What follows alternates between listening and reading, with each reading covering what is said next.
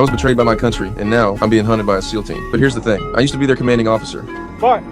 A chopper flew overhead, but instead of hiding, I deliberately turned on my phone to expose my location. When the team arrived, I was nowhere to be found. They didn't realize they'd walked right into my trap. By the time they spotted the phone on the ground, it was already too late.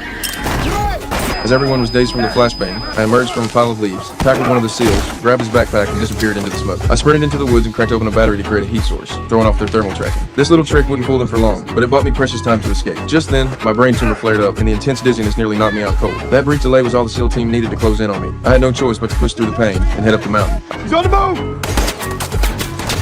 I kept climbing toward the summit, only to discover in horror that I'd reached a dead end, a 100-meter cliff with nowhere to go. The SEAL team was closing in fast from behind, so I raised my sniper rifle and aimed at the squad below. One squeeze of the trigger and I could take them all out. But facing these men who'd served alongside me, brothers in arms from the same base, I couldn't bring myself to pull it. After all, they were just following orders. The SEAL team quickly reached the summit, but found only the cliff's edge. No sign of me. The agent working with them spotted a bullet standing upright on a rock, puzzled by what it meant. What does this mean?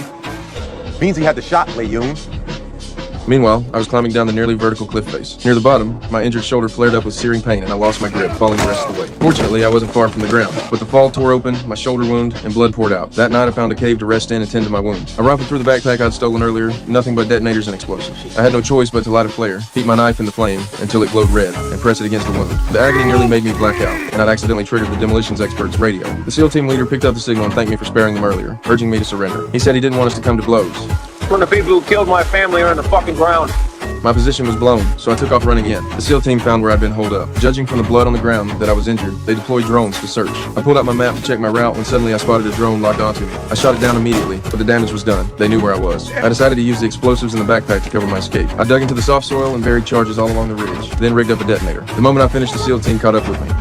Hands up! Get your men back. Everybody back.